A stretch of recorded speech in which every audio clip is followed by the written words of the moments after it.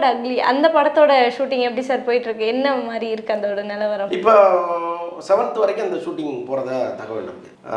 வர மாதம் 7th வரைக்கும் ஹைதராபாத்தில் அந்த ஷூட்டிங் நடக்குது. அந்த ஷெட்யூலை முடிச்சுட்டு அதற்கப்புறம் வந்து விடாமுயற்சிக்கு போகிறார் அஜித். ஓகே, அதுதான் விடாமுயற்சி. இப்போது இது பண்ணுற குட் பேட் அக்லியே நிறைய அப்டேட்ஸ் கொடுக்குறாங்க. விடாமுயற்சி என்ன முயற்சியில் இருக்காங்கன்னே தெரியல அப்படின்ற மாதிரி பல பேர் வந்து கேள்வி நடுவில் வந்து இந்த கம்பெனிக்கு ஒரு சின்ன ஸ்ட்ரகிள். அவங்க பெரிய ஃபினான்ஷியலாக பெரிய நிறுவனமாக இருந்தால் கூட திடீர்னு அவங்களுடைய பணம் எல்லாம் போய் லாக் ஆகிடுச்சு. அவங்க லண்டனில் பெரிய பிஸ்னஸ் பண்ணிகிட்டு இருந்தாங்க. அங்கே ஏதோ ஒரு சின்ன சிரமம் அவங்களுக்கு. ஸோ டோட்டலாக பொருளாதார ரீதியாக வந்து அவங்களுக்கு சிக்கலுக்கு ஆளாகிட்டாங்க. ஸோ அதனால தான் விடாமுயற்சி ஷூட்டிங்கை அவங்களால கண்டினியூ பண்ண முடியல. இப்போ எல்லாமே கொஞ்சம் சால்வ் பண்ணிவிட்டு இப்போ அடுத்த ஷெட்யூல் ரெடி பண்ணிட்டாங்க அவங்க. சார் இதோட படத்தை முடிச்சிடலாம், நீங்கள் தயவுசெய்து கால்ஷீட் கொடுங்கன்னு கொஞ்சம் ரிக்வஸ்ட் பண்ணியிருக்காங்க. அஜித் வந்து சரி இந்த ஷெட்யூலை நான் முடிச்சுட்டு அங்கே வந்துடுறேன், நீங்கள் ரெடியாக இருங்கன்னு சொல்லியிருக்காரு. இது வரைக்கும் நடந்த தகவல் இது. நாளைக்கு மாறுறதுக்கு வாய்ப்பு இருக்குது, தெரியல. இப்போ வேல்ஸ் ப்ரொடக்ஷனுக்கும் சிம்பு சாருக்கும் நிறைய பிரச்சனை இருக்குதுன்னு சொல்லிட்டு எல்லாருக்குமே தெரிஞ்சிருக்கும். ஆனால் இப்போ வந்து ஐஸ்வரி கணேசன் சார் என்ன சொல்லியிருக்காரு அப்படின்னா, எங்களுக்குள்ள அந்த மாதிரி எந்த பிரச்சனையும் இல்லை அப்படின்ட்டு இருக்காரு. ஆனால் இவரே தான் வந்துட்டு நீங்கள் கமல் படத்தில் நடிக்கக்கூடாது, சிம்பு நடிக்கக்கூடாதுன்னு சொன்னதாகவும் ஒரு கதை இருக்குது. இதை பற்றி எதாவது சொல்ல முடியுமா? இல்லை, வெளிப்படையாக அவங்க பேச மாட்டாங்க. ஏன்னா இப்போ பொதுவெளியில் வந்து ஒருத்தரை பற்றி ரொம்ப குறையாக பேசும் பொழுது நாளைக்கு அதுவே பெரிய இஷ்யூவாக மாறும். இப்போ நாளைக்கு பஞ்சாயத்தில் போய் உட்கார்றாருன்னு வைங்க, இப்போ ப்ரொடியூசர் கவுன்சிலில் அவர் உட்கார்றாரு, சிம்புவும் வராருன்னு வைங்க. சார் என்னை பற்றி மீடியாவில் தப்பு தப்பாக அவர் பேசுகிறாரு சார், நான் எதுக்கு ஒரு டேட்டு கொடுக்கணும்னு ஒரு கேள்வியை கேட்பார். அப்போ தேவையில்லாத ஒரு சங்கடத்தை உருவாக்கும். அதனால் என்ன பண்ணுறாங்கன்னா மீடியாக்கிட்ட சார் ஒன்றும் பிரச்சனை இல்லை சார், ஈஸியாக முடிஞ்சிடும் அப்படிங்கிறாங்க. ஆனால் பின்னால் ஒரு மிகப்பெரிய ஸ்ட்ரகிள் ஒன்று ஓடிக்கிட்டே இருக்குது. ஏன்னா எப்போவுமே அந்த பிளாக் ஒயிட்டுன்னு சம்பளம் கொடுத்து பழகிருக்காங்க. இவங்க இந்த ஒயிட்டில் கொடுக்குறத மட்டும்தான் அக்ரிமெண்ட்டில் போடுவாங்க, பிளாக்கில் கொடுக்குறத போட முடியாது. இப்போ இவர் நீதிமன்றத்துக்கு போயிட்டு ஒரு தொகையை சொல்கிறார், நான் சிம்புவுக்கு இவ்வளோ கொடுத்தேன் அப்படின்னு சொல்கிறாரு. சிம்புவுக்கு நீங்கள் இவ்வளோ கொடுத்ததுன்னு இதில் எழுதியிருக்கீங்க, ஆனால் அதுக்கான ஆதாரம்னு நீங்கள் காமிச்சது பாதி தான், மீதி பாதி எங்கன்னு கோர்ட்டு கேட்குது. அப்போ அங்கே கொடுக்க முடியல அவரால். சரி, கோர்ட் ஒரு பக்கம் இந்த பிரச்சனையை டீல் பண்ணிகிட்டு இருக்கோம். நம்ம தயாரிப்பாளர் சங்கத்தில் ஒரு புகாரை கொடுத்து வைப்போம்னா அவர் கொடுத்துருக்குறாரு. தயாரிப்பாளர் சங்கம் ஸ்ட்ராங்காக இருக்கான்னா இல்லை. முன்ன தயாரிப்பாளர் சங்கம் ஒன்றா இருந்துச்சு, இன்றைக்கி 2ஆக பிரிஞ்சிருச்சு. அப்போது தயாரிப்பாளர் சங்கம் சொல்கிறத நான் ஏன் கேட்கணுங்கிற இடத்துல சிம்பு இருக்கார். ஸோ இது ஒரு பஞ்சாயத்து ஒன்று நீண்ட காலமாக போயிட்டுருக்கு. இப்போ ஐஸ்வரி கணேஷ் கேட்குறது என்னென்னா, கொரோனா குமார் படத்தில் நீங்கள் நடித்தே ஆகணும் அப்படின்னு ஒரு ஒத்த காலில் நிற்கிறார். சிம்பு என்ன சொல்கிறாருன்னா, நீங்கள் எப்போ கோர்ட்டுக்கு போனீங்களோ நான் இனிமேல் உங்களுக்கு டேட்டே கொடுக்க மாட்டேன். நீங்கள் வந்து நியாயமாக என்ன அப்ரோச் பண்ணியிருக்கணும், இல்லைன்னா தயாரிப்பாளர் சங்கத்துக்கு போயிருக்கணும். அப்படி இருந்ததுன்னா நம்ம எதை பேசி ஒரு முடிவுக்கு வரலாம். கோர்ட்டுக்கு போன பிறகு கோர்ட்டு என்ன சொல்லுதோ அதை கேட்போம். கோர்ட்டு வந்து நீ ஐஸ்வரி கணேஷுக்கு படம் பண்ணியே ஆகணும்னு தீர்ப்பு சொன்னிச்சுன்னா நான் கேட்குறேன். இல்லை நீங்கள் வந்து அவர்கிட்ட வாங்கின பணத்தை திருப்பி கொடுத்துட்டு நீங்கள் உங்களுக்கும் ஐஸ்வரி கணேஷுக்கு சம்மந்தம் கிடையாதுன்னு கோர்ட்டு சொன்னிச்சுன்னா நான் அதை செய்கிறேன். அதர்வைஸ் நான் வந்து எந்த முடிவும் எடுக்க மாட்டேன்னு அவர் உட்காந்துட்டார். இவர் இப்போ கோர்ட்டுக்கு போனது தான் பெரிய பிரச்சனையாக மாறிடுச்சு. இது வந்து இவர் நடப்பு தயாரிப்பாளர் சங்கத்துலேயும் இருக்கார், அந்த தயாரிப்பாளர் சங்கத்துலேயும் இருக்கார். அப்போ இவர் என்ன பண்ணணும், 2 சங்கத்துக்கும் ஒரு புகாரை கொடுத்து, சார் சிம்பு மேலே இவ்வளோ பிரச்சனை இருக்குது, நீங்கள் கூப்பிட்டு பேசுங்கன்னா இங்கேயே இந்த பிரச்சனை முடிஞ்சிருக்கும். ஏன்னா இப்போ மைக்கேல் ராயப்ப நீண்ட காலமாக வந்து பிரச்சனை பண்ணிக்கிட்டே இருந்தார். எனக்கு இவ்வளோ லாஸு, AAA படத்தில் வாங்கி கொடுங்கன்னாரு. அவர் கோர்ட்டுக்கு போகல. அவர் வந்து சங்கமே நமக்கு ஒரு நல்ல தீர்வு ஏற்படுத்தி கொடுக்கணும்னு வெயிட் பண்ணார். அப்போ சங்கம் வந்து அவருக்கு ஆதரவாக நின்றுச்சு. அகில இந்திய விநியோகஸ்தர் கூட்டமைப்புன்னு ஒன்று இருக்குது. அதில் வந்து தயாரிப்பாளர்கள், விநியோகஸ்தர்கள், தியேட்டருக்காரங்க எல்லாருமே இருக்காங்க.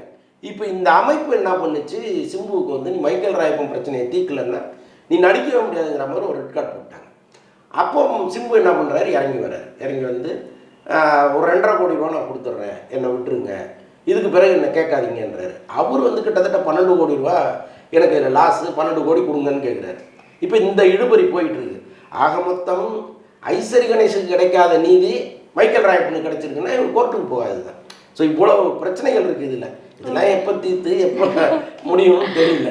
ஓகே சார், சிம்பு சாரோட அடுத்த படம் பற்றின அப்டேட்ஸ்லாம் நிறைய வந்திருக்கு, அதை பற்றி ஏதாவது கொஞ்சம் சொல்லுங்கள். இப்போ STR 48 அநேகமாக ஸ்டார்ட் பண்ணுவாங்க போல இருக்கு. ஏன்னா இப்போ அந்த தக் லைஃப்பில் வந்து ஒரு 60 நாள் டேட்டு கொடுத்துருக்குறாரு அவர்.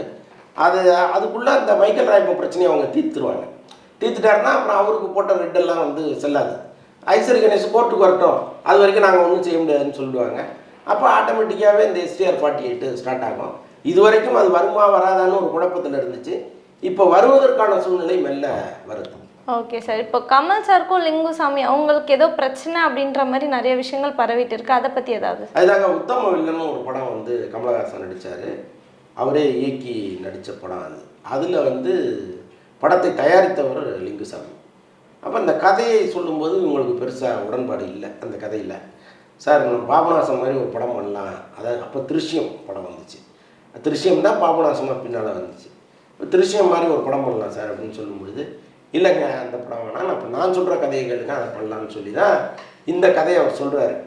இப்போ இந்த கதையை கேட்டுட்டு இவங்களுக்கு பெருசாக இல்லை, என்ன சார் இது ஒரு கதைங்கிற மாதிரி மனசில் நினச்சிக்கிட்டு, சார் இன்னும் கொஞ்சம் பெட்டரான கதையாக இருந்தால் நல்லாயிருக்கும் அப்படின்லாம் சொல்கிறாங்க. இல்லை நல்லாயிருக்கும், நல்லா வரும்ன்றாரு. இப்போ போயிடுறாங்க, ஷூட்டிங் போயிடுறாங்க. அப்போ போகும்போது ஒரு கண்டிஷன் ஒன்று லிங்குசாமி வைக்கிறாங்க, என்னென்னா படம் பார்த்துட்டு நாங்கள் ஏதாவது சின்ன சின்ன கரெக்ஷன் சொன்னால் அதை மட்டும் பண்ணி கொடுங்க சார் அப்படின்னு சொல்லியிருக்காரு. சரி ஓகேங்கன்ட்டு போயிட்டார் அவர். படம் முடிஞ்சு வந்து போட்டு பார்க்கும்போது இவங்களுக்கு நிறைய கரெக்ஷன் இருக்குது, ஆனால் அவர் எதையுமே கேரி அவுட் பண்ணல. இதுதான் எனக்கு பின்னாடி நடந்தது. படம் வந்து பெரிய டிசாஸ்டர், ஓடவே இல்லை, மிகப்பெரிய லாஸ் இவங்களுக்கு. கிட்டத்தட்ட ஒரு 40 கோடி ரூபா அதில் லாஸ் அவங்களுக்கு. அது ஏற்கனவே இவங்க பண்ண படத்துலலாம் கொஞ்சம் கொஞ்சம் லாஸ் ஆகி எல்லாமே சேர்ந்து ஒரு 40 கோடியில் வந்து நின்றுச்சு கடன். இப்போ இந்த படமும் அதில் வந்து சேர்ந்து எல்லாமே சேர்ந்து ஒரு மிகப்பெரிய சரிவை சந்திச்சிட்டாங்க. அப்போ அந்த பஞ்சாயத்தில் பேசுகிறாங்க, அந்த படம் ரிலீஸ் அப்போ ஒரு பஞ்சாயத்து ஒன்று நடக்குது, படம் ரிலீஸ் ஆகுமா ஆகாதுங்கிற ஒரு சூழ்நிலை வந்து. அப்போ கமல் என்ன பண்ணுறாரு, நான் வேணா ஒரு 30 கோடிக்கு இன்னொரு படம் உங்களுக்கு பண்ணித்தரேன், நீங்கள் 30 கோடி ரெடி பண்ணிட்டு சொல்லுங்கள், எப்போ வேணாலும் நான் பண்ணித்தரேன்னு சொல்லிட்டு விட்டார். இவங்க 30 கோடியை புரட்ட முடியாமல் தள்ளி போட்டாங்களா, அல்லது கமலஹாசன் நடுவில் இவங்களை கூப்பிடாமல் விட்டாரன்னு தெரியல. ஆக மொத்தம் ஒரு 7-8 வருஷம் ஆயிடுச்சு இவங்களால வந்து போகவே முடியல. இப்போ இன்றைக்கி என்ன பண்ணுறாங்க, கமல் வந்து 150 கோடி சம்பளம் வாங்குறாரு, அவருக்கு ஒரு 300 கோடி 200 கோடி பிஸ்னஸ் இருக்குது. இப்போ இந்த நேரத்தில் போய் அவர்கிட்ட எனக்கு நீங்கள் டேட்டு கொடுங்க, 30 கோடிக்கு படம் பண்ணி கொடுங்க அப்படின்னு போய் நிற்கிறாங்க. 30 கோடிக்கு எப்படி அவரால் படம் பண்ணணும்? அவர் சம்பளமே 150 கோடி, 30 கோடி எப்படி பண்ணி கொடுப்பாரு? இப்போ இந்த பேச்சுவார்த்தை நடந்துகிட்டு இருக்கு, இன்னும் ஃபைனலாக வரல. இப்போ 2 நாளைக்கு முன்னாடி கூட இந்த பேச்சுவார்த்தை நடந்திருக்கு. அப்போ கமல் வந்து லிங்குசாமி மீது பல குறைகளை சொன்னதாக ஒரு தகவல் இருக்குது. எப்படி இருந்தாலும் ஒரு 2 நாள் டைம் கொடுங்க, நான் என்னங்கிறத சொல்கிறேன்னு சொல்லியிருக்காரு. படம் பண்ணுறேன்னு சொல்லலை, நான் என்னன்னு சொல்கிறேன் அப்படின்னு இருக்காரு. அது என்னங்கிறது என்னன்னு இன்னும் 2-3 நாள் கழிச்சு தான் தெரியும். சூர்யா சாரோட அடுத்த படம் பற்றி? சூர்யா வந்து அடுத்து இப்போ கார்த்திக் சுப்ராஜ் படம் நடிச்சிட்டு இருக்காரு, பரபரப்பாக ஷூட்டிங் போயிட்டுருக்கு. இது முடிஞ்சோடனே வாடிவாசல் துவங்கும்னு சொல்லியிருக்காங்க, அதற்கான பேச்சுவார்த்தைகள் போயிட்டுருக்கு. துவங்கினா சந்தோஷம். ஓகே சார், நிறைய விஷயங்கள் சினிமா பிரியர்களுக்கு பிடிச்ச மாதிரி நிறைய விஷயங்கள் ஷேர் பண்ணியிருக்கீங்க, ரொம்ப நன்றி சார். நன்றி.